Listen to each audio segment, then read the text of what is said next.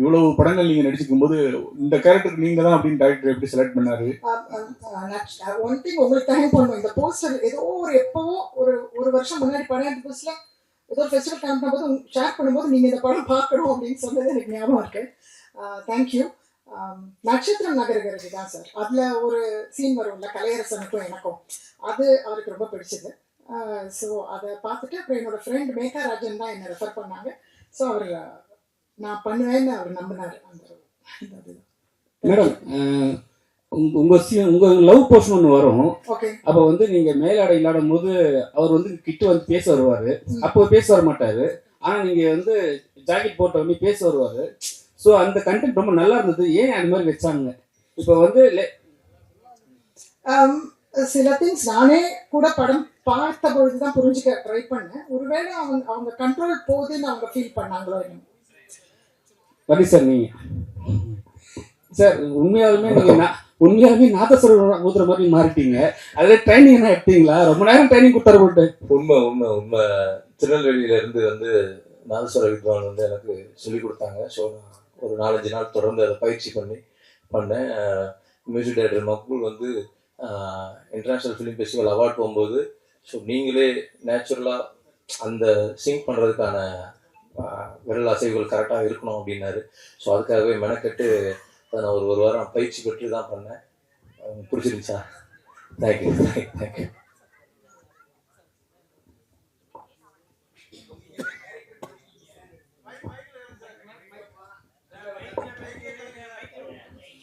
அங்கம்மா ஒரு அம்மா, அவ்வளவுதான் நான் சொல்லுவேன். பிகாஸ் அந்த அம்மாக்கு இருக்கக்கூடிய அவளுடைய விஷயங்கள் எல்லாம் அதுல இருக்கு. அவ சுயமா சில விஷயங்கள் அவளுக்காக பண்றா. அது நல்லதுன்னு எடுத்துக்கலாம். சுயமா இல்லாம ரொம்ப ஒரு சாக்ரிஃபைஸ் பண்ணாதான் அம்மான்னு பாக்குறவங்களுக்கு அவ கெட்டவளா தெரியலாம். பட் அந்த மாதிரியான ஒரு இதுக்குள்ள வைக்கக்கூடாதுன்னு நான் நினைக்கிறேன். அவ்வளவுதான். இப்படி இருந்தாலும் தப்பு இல்லை, அப்படி இருந்தாலும் தப்பு இல்லைன்னு நான் நினைக்கிறேன். அவன் நல்லவளும் சொல்றீங்க, கெட்டவளும் சொல்றீங்க. சொல்லலாம். எல்லா கேரக்டர்ஸும் அப்படிதானே சார். நம்மளுக்குள்ள எல்லாருக்குள்ளயுமே அந்த ஒரு இது இருக்குல்ல, இப்படியும் இருக்கும். நம்மளே ஒரு ப்ராப்ளம் எண்டில் அவ கில்ட்டியா ஃபீல் பண்ணாலோ என்னமோ, அவ ஏதோ பண்ணதுக்கு அதனால்தான் அவ போகணும்னு நினைச்சாலா, அப்படி கூட இருக்கலாம் இல்லையா, நமக்கு தெரியாது. இல்ல, அந்த மருமகளை நீங்க ட்ரீட் பண்றதுக்கு பார்த்தீங்களா, கரெக்ட். அது கொஞ்சம் கூட ஒரு ஈவிரக்கமே இல்லாம பண்றீங்க. ரொம்ப தப்பா தான் இருக்கு. அது அது எனக்கு அந்த கேரக்டர் பண்ணணுமான்ற சில கேள்விகள் கேட்டேன். சிலதை குறைக்கலாமான்னு கேட்டிருக்கேன். பட் ஆனா சில இடங்கள்ல நான் கண் கூட பார்த்துருக்கேன். எப்படின்னா, ஒரு சின்ன மகள் கிட்ட ஒரு வேற மாதிரி ஒரு அன்பு இருக்கும். பெரிய மகன் வந்து அப்பா இல்லாத இடத்துல ஒரு பெரிய மகனுடைய மனைவி வரும்பொழுது அது ஒரு சின்ன அது வேற மாதிரியான பார்வை இருக்கும் அந்த மருமகள் மேல. தன்னுடைய இடத்த பவரை எடுக்கிற ஒரு பெண், அது ஒரு கோவங்கள் அதிகமாக இருக்கிற மாதிரி நான் பார்த்துருக்கேன். லைஃப்லையும் பார்த்துருக்கேன், சில படங்களையும் பார்த்துருக்கேன். எனக்கு அதுக்கப்புறம் அது என்னால் அதை ஒப்புக்கொள்ள முடிஞ்சது. இல்லை, எங்கள் ஊரில் நிறைய பேர் வந்து புருஷன் இழந்ததுக்கு அப்புறம் ஜாக்கெட் போட மாட்டாங்க. அதில் உதாரணம் எங்கள் பாட்டியும் தான். ஓகே. ஆனால் எங்கள் பாட்டி மாதிரியே நான் உங்களை பார்த்தேன். ஏன்னா எங்கள் பாட்டி எப்படி எங்கள் அம்மாவை ட்ரீட் பண்ணாங்க அப்படிங்கிற நான் பார்த்துருக்கேன். இந்த பெருமாள் முருகன் கதையை நான் படிச்சிருக்கேன். அவரும் எங்கள் ஊரை சேர்ந்தவர் தான். ஆனால் அந்த இது கரெக்டாக அப்படியே அந்த நிலை வந்துச்சு. ஆனா அந்த குடும்பத்துல இவரு நாதஸ்வர வித்வானம் எப்படி உள்ள வந்தாருங்கிறத எனக்கு புரியல. அவர் ஏதோ இந்த கல்யாணங்கள்ல பார்த்து அவருக்கு ஏதோ ஒரு பிடிப்பு வந்திருக்கு. அவருக்குன்னு ஒரு தனக்குள்ள மனசுல தான் ஏதோ ஒண்ணு பண்ணணும்னு ஒரு குறிக்கோள் ஏதோ ஒண்ணு வச்சிட்டு இருக்காரு. எஸ்.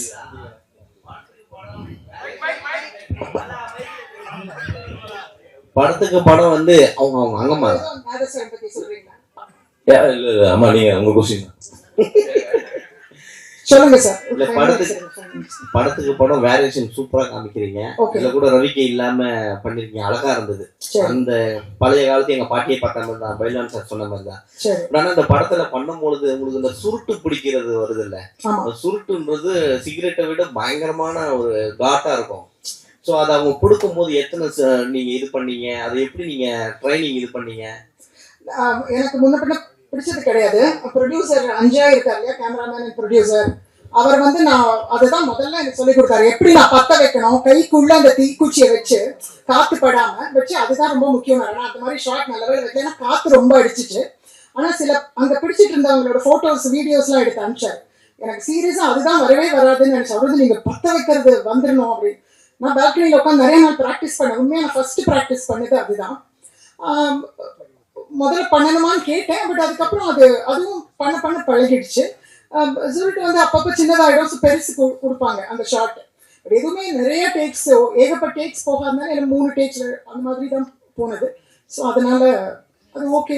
இல்ல அது உங்களுக்கு சொல்லி கொடுத்தவர் யாரோ தப்பா சொல்லி கொடுத்துருக்காங்க. ஓகே, அதாவது கிழவங்க இந்த சுருட்டு பிடிக்கிறது வேற, அவங்க தான் அந்த புகையை உள்ள எடுப்பாங்க. ஓகே, ஆனா கிழவிகள் யாருமே உள்ள எடுக்க மாட்டாங்க. அப்படியா? ஆமா, அது எங்க பாட்டிகிட்டே நான் கேட்டிருக்கேன். ஓகே, அதாவது ஒரு ஆண்மைத்தன்மை வர்றதுக்காக அந்த சுருட்டு பிடிக்கிறது. ஓகே, அது மட்டும் இல்ல, சூரட்டை இழுத்துட்டு உடனே விட்டுருவாங்க, உள்ளுக்குள்ள கொண்டே போக மாட்டாங்க பெண்கள். ஓகே, ஏன்னா அதனாலதான் அந்த கற்பம் செமஞ்சிரும் அப்படிங்கறதுக்காக அது ஆரம்பத்திலே பண்ணுவாங்க. ரெண்டாவது டைஜஷனுக்கு அது நல்லது அப்படிங்கிற ஒரு காரணம், அதனாலதான் அந்த சுட்டு காரணம் வந்தது. ஆனா எல்லாரையுமே நல்ல வேலை வாங்கியிருந்தாரு அந்த டைரக்டர். அதாவது பெருமாள் முருகன் கதையில படிச்சதை விட இது நேரேஷன் கரெக்டா இருந்துச்சு. நான் இந்த படத்துல 2வது பாகம் வந்து உங்க லவ் ஸ்டோரியா வருமா? நீங்க சொல்றது யோசிக்கலாம் சார். வேற சிலர்லாம் கூட இந்த படம் பார்த்துட்டு ரொம்ப பிடிச்சதுன்னு சொன்னாங்க அந்த பார்ட். நீங்க சொல்றது நல்ல யோசிக்க வைக்குதுங்க. என்ன காரணம்னா, அவர் நீங்க இடையில உங்க சம்பந்தி வந்து பெரியாரிஸ்ட்னு சொல்லிட்டீங்க.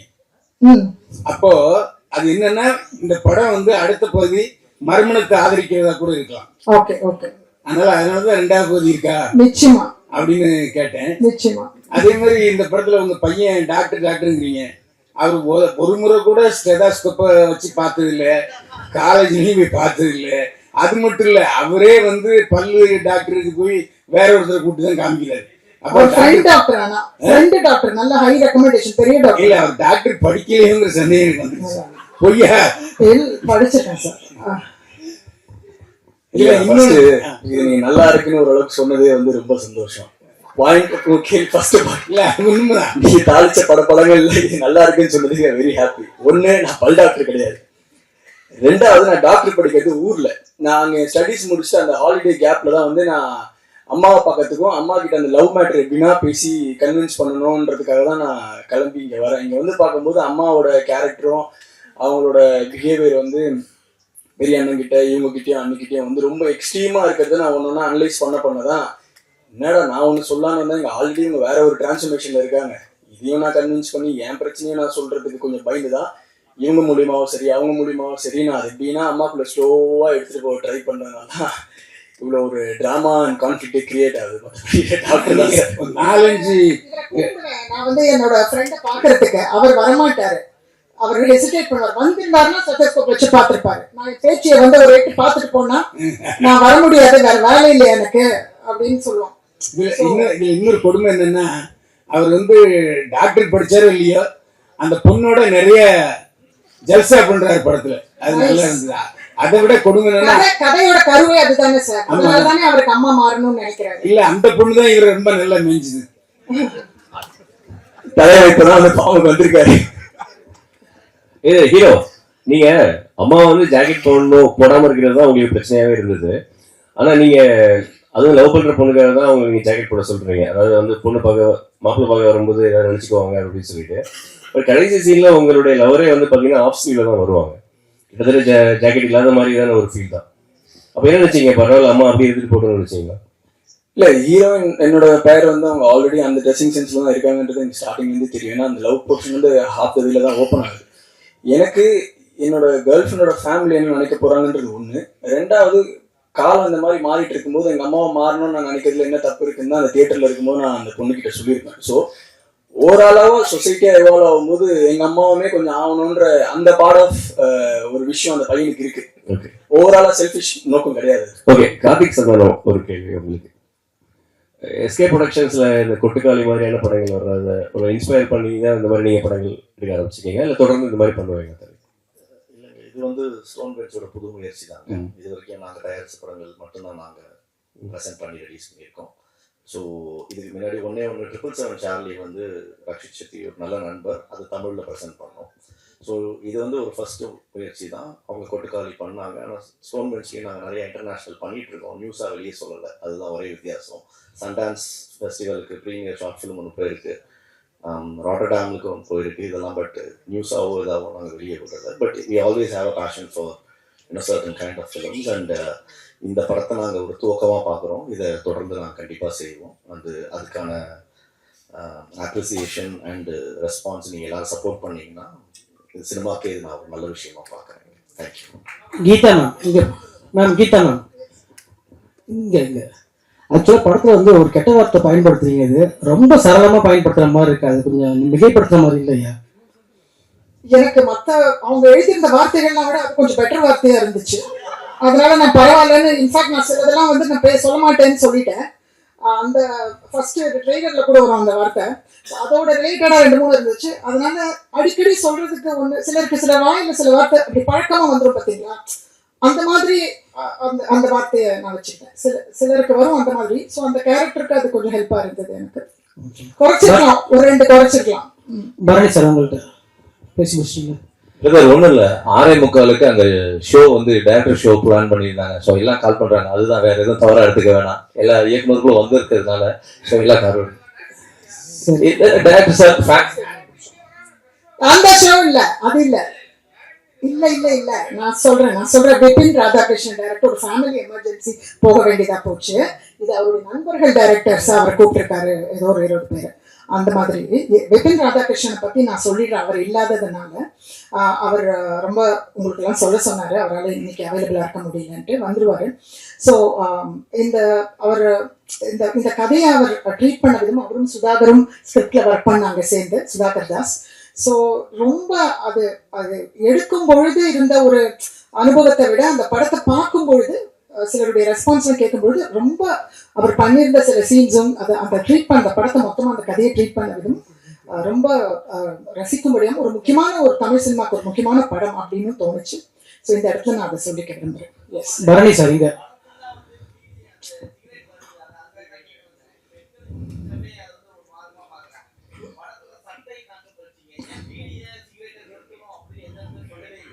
படத்துக்குள்ளையா பீடி எடுக்குது கொளுத்தல. பட் ஆனா பண்றாங்க இல்ல சார், பெரியவங்களை பார்த்து சின்னவங்க பண்றதுன்றது ஒண்ணு நார்மலா நடக்கக்கூடிய ஒரு விஷயம். எல்லா வீட்டுல பிடிக்காட்டா கூட டிவிலயும் அங்கேயோ பார்த்து இல்ல எங்கேயாவது பார்த்து இன்னொருத்தரை பார்த்து அது ஒரு ஸ்டைலா பண்ணுவாங்க. என் குழந்தை இந்த மாதிரி பண்ண ஒரு போட்டோ என்கிட்ட இருக்கு, நான் அடிக்கடி பர்த்டே போது அவங்களுக்கு ஷேர் பண்ணுவேன்.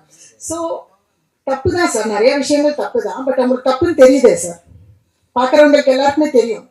ஸோ இந்த மாதிரி பரணி சார் இங்க ஆக்சுவலாக உங்களை வந்து நான் காமெடியாக தான் நிறைய படங்கள் நான் பார்த்துருக்கோம். ஒரு சீன் எமோஷன்ஸ் ரொம்ப நல்லா பண்ணியிருந்தீங்க. நன்றி. ஸோ அது எப்படி 1 டேக்ல பண்ணீங்களா அப்படி இருக்கு? ஆமாம் சார், சிங்கிள் டேக், ஒரே டேக். கிளைமேக்ஸ் பேசுறதா நான் சொல்லுவேன். ஏன்னா அது வரைக்கும் எனக்கு படத்துல வசனமே கிடையாது. வாங்க உட்காருங்க போங்க நீ பேசிக்கிறா இவ்வளோதான். ஸோ அதில் வந்து கிளைமேக்ஸ் பேசும்போது 5:20 பயங்கர நெருக்கடியில் தான் அந்த விஷயத்த நாங்கள் ஷூட் பண்ணோம். ஒரு 3 to 4 நிமிஷத்தில் அந்த சிங்கிள் டேக்கில் அந்த ஷாட் முடிஞ்சிருச்சு. உங்களுக்குலாம் பிடிச்சிருந்துச்சா? Super, thank you. வெகுஜன மக்களுக்காக எடுத்த படம் தான் சார். அப்படியே அவார்டுக்கு அனுப்பலாம் கண்டிப்பா. இதுக்கு அங்கேயும் எக்ஸ்பெக்டேஷன் நல்லா இருக்கும்னு சொன்னதுனால அதுக்கும் வந்து அனுப்பணும் அப்படின்றது. அவார்டுன்றது ஆசை எல்லாருக்கும் இருக்கும் இல்லையா சார்? அவார்டு படங்களுமே வெகுஜன மக்களுக்கு எடுக்கிறது தான் சார். அது நம்ம எப்படி டிஃப்ரென்ஷியேட் பண்றோன்றது எனக்கு தெரியல சார். ஏன்னா எல்லா படங்களுமே நம்ம படம் எடுக்கிறது வந்து மக்களுக்கு போய் சேரணுன்றதுக்காக தான். அதாவது அந்த கேட்டகிரின்னு ஒன்று இருக்குல்ல சார், அதை வந்து ஆர்ட்டோட டெஃபினேஷனை நம்மளா டிஃபைன் பண்ணிக்கணும்னு நினைக்கிறேன் சார். இப்போ படம் போய் ரீச் ஆகுது, மக்களுக்கு ரிலேட்டபிளா இருக்கா இல்லையான்றதை பொறுத்து தான் அந்த படத்தோட சக்சஸ் இருக்கு. ஸோ இந்த படம் வந்து நம்ம அவார்டுக்கு, இந்த படம் வந்து வெகுஜனங்களுக்கு, இந்த படம் வந்து கமர்ஷியல் படம், இந்த படம் வந்து அறிவுள்ள படம், அந்த மாதிரிலாம் எந்த ஒரு டெஃபினேஷனுமே தயாரிப்பாளராகவும் சரி, நடிக்கிறவங்களும் சரி, டைரக்டரும் சரி நாங்கள் பார்க்கறது இல்லை.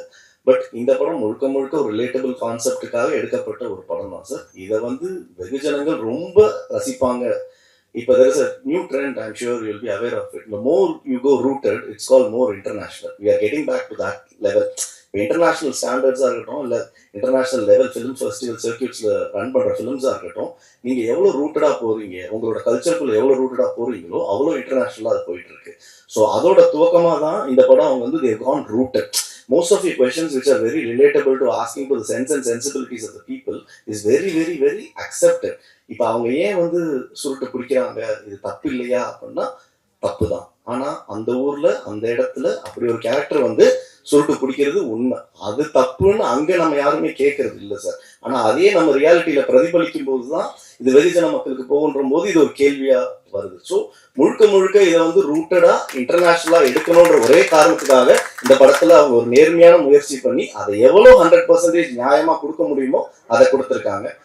இல்ல சார், அந்த அவார்டு அந்த டெஃபினிஷனே எனக்கு வருத்தமா இருக்கும் சார். அதுக்கு இது ஒரு ஆப்பர்ச்சுனிட்டியா தான் நான் அதை ப்ரெசென்ட் பண்ணிக்கிறேனே தவிர வேற வந்து இது சொல்லணும். ஏன்னா எந்த படங்களுமே அவார்டு வாங்கணுன்றதுக்காக பண்றது இல்லை, எந்த படங்களுமே வந்து கமர்ஷியலா பண்ணணும் இல்ல வெகுஜன மக்களுக்கு போகக்கூடாதுன்றதுக்காக பண்றது இல்லை. எல்லாமே ஒரே ரீசன் தான், நல்ல படம் பண்ணணும், நியாயமா பண்ணணும், நேர்மையா பண்ணணும். அதை மக்கள் எவ்வளவு ஏத்துக்கிறாங்கன்றத பொறுத்து அந்த படத்தோட சக்சஸ் இருக்கு. இதுல வந்து இந்த ஃபிலிம் நாங்க ப்ரெசென்ட் பண்றதுக்கு ஒன் ஆஃப் த முக்கியமான காரணம் வந்து the 100% honesty and integrity and relatability to the roots of our culture represent பண்ணியிருக்காங்க. அந்த பெருமையில தான் ஸ்டோன் பெஞ்ச் இந்த படத்தை ப்ரெசென்ட் பண்ணது. அதை நீங்க அப்ரிஷியேட் பண்ணுங்க சார். தேங்க்யூ. கீதா மேடம், ஒரு கேள்வி மேடம். இங்க அதாவது அந்த பொண்ணு அந்த மருமக டாக்டர் மருமக வர்றப்போ ஸ்லீவ்லெஸ் ஜாக்கெட்ல வந்து உங்களை சந்திக்கிறாங்க. அப்புறம் உங்களுக்கு சப்போர்ட்டா தான் அவங்க வந்திருக்காங்க. அதுக்கப்புறமா உங்க கோபம் தனியாத மாதிரி நீங்க ஒரு இது பண்ணீங்க. அது ஒரு கேள்வி. அடுத்து இந்த முன்னாடி பேசின டயலாக்லாம் நான் டேரக்டர் வந்து அவர்கிட்ட கேட்கணும்னு இருந்தேன். இல்ல அதெல்லாம் அர்த்தம் தெரிஞ்சுதான் பேசுங்க. நீங்க ஒரு வார்த்தை மட்டும் சொன்னீங்க. இந்த டயலாக் எல்லாம் கழுதைக்கு வாக்கப்பட்ட கிழிஞ்ச் ஆகணும் அப்படின்ட்டு ஒரு வார்த்தை வருது பாருங்க. அதெல்லாம் உண்மையா அர்த்தம் தெரியும். ஏன்னா கிராமத்து பாஷை பயங்கர இதுவா இருக்கும்.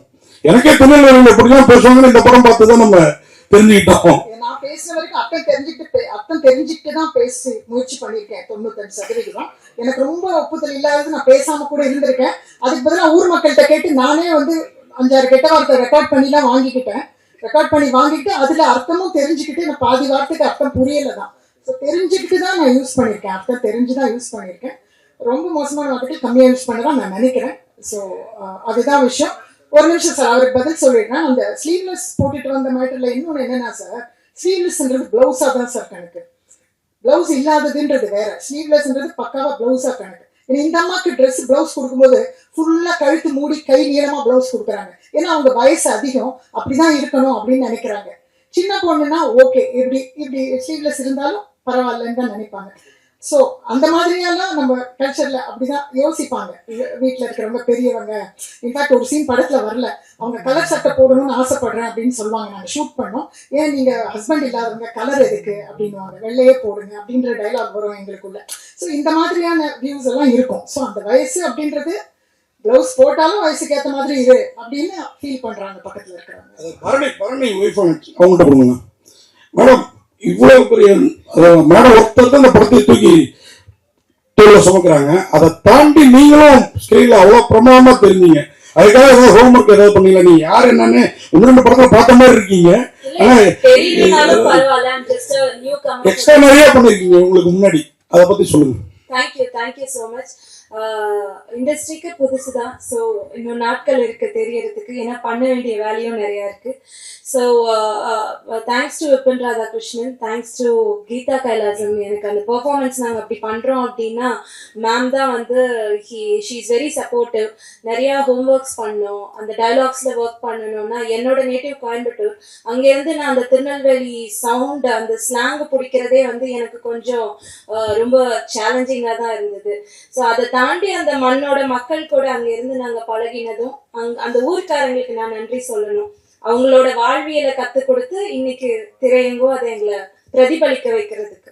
ஸ்டோன் பெஞ்ச் சார், அங்கம்மாள் படத்துல கேப்டன் விஜயகாந்த் ரசிகர் மன்றம்னு வரும், விஜயகாந்த் சார் வருது. ஆனா எல்லாம் வந்து சாங் தான் வச்சுட்டு இருந்தாங்க. சமீபமா இளையராஜா சார் இஷ்யூ போறதுனால சாங் போறதில்ல. ஒருவேளை உங்க படத்துல சீன் வச்சது இதனால தானா? ஏன்னா சாங் வச்சிருப்பாங்க, எப்பயுமே சாங் வச்சா பிரச்சனை ஆகும் அப்படின்றதுனால எடுத்துட்டீங்களா சார்? அப்படிலாம் எதுவுமே இல்லை. இளையராஜா சாரோட நிறைய பாட்டுகள் நாங்க பண்ண நிறைய படங்கள்ல வந்திருக்கு சார்.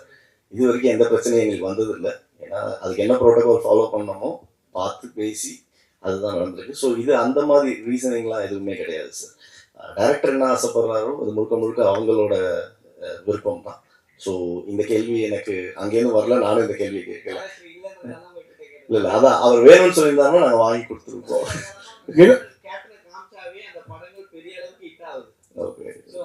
இல்ல அந்த ஒரு சாங் ஒன்று ஆக்சுவலா இருக்கு அங்க. அந்த சாங் ரீசனிங் எனக்கே உண்மையிலே இப்போ இங்கே இந்த ஷோவில் என்ன ரன் ஆச்சுன்றது தெரியல. But we have actually requested for that song and it's been approved also. So நான் என்னன்றதை செக் பண்ணிட்டு சொல்றேன் சார். கீதா மேடம் நீங்க பாரம்பரியமான ஒரு குடும்பத்திலிருந்து வந்தீங்க. பாலச்சந்தர் சார் வந்து இந்தியாவிலேயே பெரிய விருது, தாதா சாஹிப் விருது, நிறைய தேசிய விருது. கைலாசம் சார் டாக்குமெண்ட்ரியில இருந்து அவ்வளவு பெரிய விருது. உங்க குடும்பத்துல உள்ள ஆட்கள் படத்தில் நடிச்சவங்க கம்பெனிலாம் அவ்வளவு நேஷனல் அவார்டு வாங்கியிருக்காங்க. இந்த படம் உங்களுக்கோ இந்த படக்குழு சேர்ந்து இருக்கோ தேசிய விருது கிடைக்குமா? பாலச்சந்தர் சார் இருந்தா உங்களை பத்தி நம்ம பக்கமா லெட்டர் எழுதிப்பாரு, கண்டிப்பா பாராட்டி. அந்த அனுபவத்தை கொஞ்சம் சொல்லுங்க. எழுதி கொடுத்திருப்பாரு, டெஃபினட்டா நிறைய பாராட்டு கடிதங்கள் நான் சிறுகதைகளை படிச்சு எழுதி கொடுத்திருக்காரு, கண்டிப்பா சொல்லியிருப்பாரு. பட் என்னால் கற்பனையில என்ன சொல்லியிருப்பாருன்னு சொல்ல முடியாது, நீங்க கூட கற்பனை பண்ணிக்கலாம். ஸோ விருதுகள் டெஃபினட்டா தேசிய விருதுகள் கிடைச்சா நல்லாக்கும், கிடைக்கும், நிறைய பேர் சொல்லியிருக்காங்க. எனக்கு கிடைக்கும். டீசரை பார்த்தே உங்ககிட்ட நீங்களாம் தான் சொன்னீங்க, டீசரை பார்த்தே சொல்றாங்களேன்னு நினைச்சுட்டேன். ஸோ நன்றி சார். கார்த்திக் சார். ஆமா அவ பாவம் சார், ரொம்ப வருத்தப்பட்டா, ரொம்ப கோவப்பட்டா சார். ஆனா எனக்கு அடிக்கிறதுல உடன்பாடு இல்லை, ஏன்னா அது அவ்வளோ கரெக்ட் இல்லை. பட் அவ பாவம் சார், ரொம்ப ஃபீல் பண்ணா. கிளைமேக்ஸ் சீன்ல கூட முடி பிடிச்சது முடிய கிடைக்காது, அதே அடுத்த டேக் முடி இது பண்ணுன்னு கொஞ்சம் ஃபீல் பண்ணாங்கன்னா வலிக்கவும் செஞ்சிச்சு. அடிச்சது லைட்டா விழுந்துச்சு போல சார், 2-3 டேக் போச்சு. எஸ்.